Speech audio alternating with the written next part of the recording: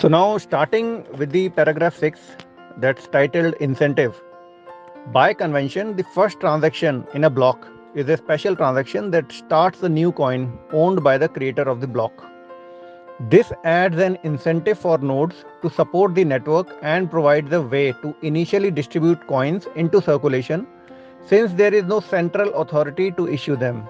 The steady addition of a constant of amount of new coins is analogous to the gold miners expending resources to add gold to the circulation.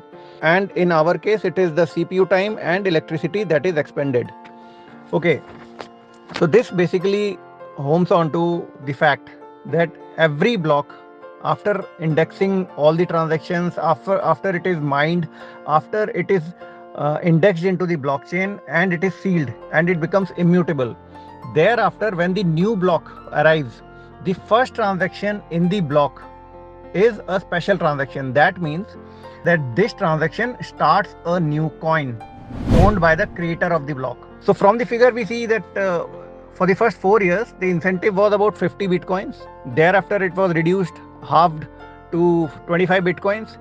From 25 bitcoins it was further halved to 12.5 bitcoins, and thereafter in 2021, as we see in the figure, now it is further halved till 6.25, and then again after next 4 years it will be slated for further halving, and this is going to go on till 2140.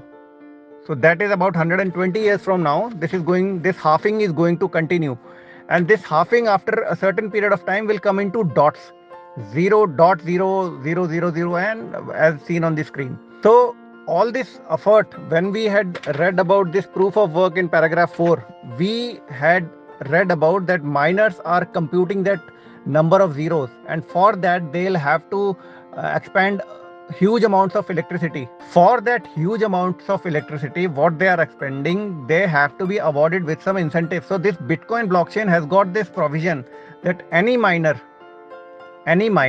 who is able to successfully index a block, he gets rewarded with 50 bitcoins at the start, which has further now reduced to 6.25 bitcoins.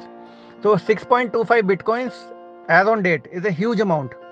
So that's why each miner across the globe is trying hard to get that award, that mining incentive. Further we go, this incentive can also be funded with transaction fees.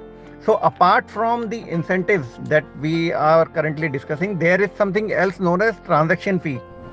So if the output value of a transaction is less than its input value, the difference is a transaction fee that is added to the incentive value of the block containing the transaction. So now, apart from the incentives, all the transaction fees which are accorded in all the transactions. So suppose there are two people who are transferring bitcoins to each other. Now one bitcoin is transferred, so other person, he is not likely to receive exactly one bitcoin. There will be some transaction fee which will be deducted by the miner, and this transaction fee deducted by the miner will be counted against his reward, in addition to all the incentives that he is getting by mining that block. So in this way the miners are further lured into putting efforts into for mining. So once a predetermined number of coins have entered circulation, the incentive can transition entirely to transaction fees and be completely inflation free. So what this basically comes down to is that once the total number of coins have been mined, so in the case of Bitcoin, it is 21 million Bitcoins will be mined in the entirety of the Bitcoin's life. So that is supposed to end means that the last Bitcoin will be issued in the year 2140 as per the calculations. And you'll be surprised, in one of the videos I'll put an I button here, so you'll be surprised to know that till date about 18.5 million bitcoins have already been mined. So what does it come down to? In the next 120 years approximately, to be precise, maybe about 118 years to be precise, in these 118 years only about 3.5 million bitcoins will be mined.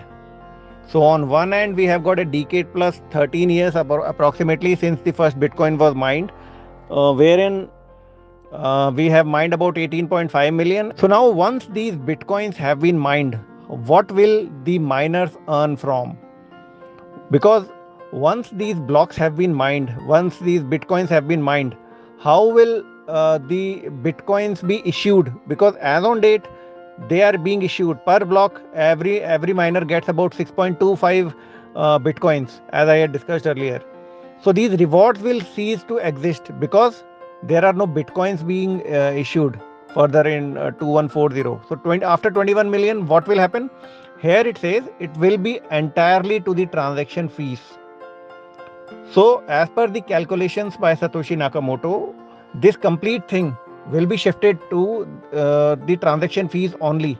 So miners will be at the liberty then, after about 120 years, 2140 approximately, that whatever transaction fees that they decide then, which will be relatively much higher than what we have today, because it will be balancing out the cost of bitcoins being rewarded per block. So if those bitcoins are not being rewarded to the miner, so they will try get the rewards in form of the transaction fees. Further we go, the incentive may help encourage nodes to stay honest. If a greedy attacker is able to assemble more CPU power than all the honest nodes, he would have to choose between using it to defraud people by stealing back his payments or using it to generate new coins. He ought to find it more profitable to play by the rules, such rules that favor him with more new coins than everyone else combined, than to undermine the system and validity of his own wealth. Now, the meaning that comes out here is that Satoshi Nakamoto feels that in this complete Bitcoin blockchain that he has proposed, in case there is a greedy attacker who has been able to influence the Bitcoin blockchain with more than kind of 51% attack, or via some other means, is able to modify the blockchain by virtue of getting 51% kind of CPU power, that kind of computing power, that is basically impossible. But still, he has envisaged a scenario wherein, suppose, still, in spite of all these impossible kind of means, he is able to gather that much of computing power. Even then, the greedy attacker will have whatever choices that he has. So he'll have basically two choices. So two choices primarily focus on one, that he can go back into the blockchain, modify the transactions, and get and steal some coins to his account. Okay, and the other way is that he continues to populate the blockchain as per his whims and fancies, but he will be only interested in getting the rewards per block. So per block, the rewards as on date, as I mentioned earlier, it is 6.25 bitcoins per block. Each block is taking about 10 minutes.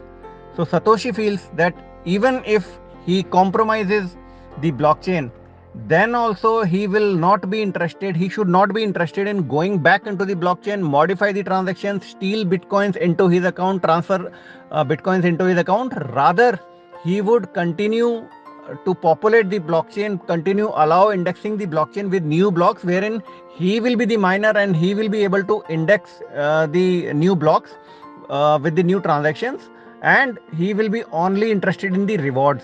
So that will be kind of a selfish mining, that he solely is controlling the mining part, wherein he is only controlling the mining part for want of rewards per block. And these rewards per block are, of course, they are huge. So this ends the paragraph number 6, incentive. And now we move on into the next paragraph 7, that's reclaiming disk space, in the next video. Thank you very much.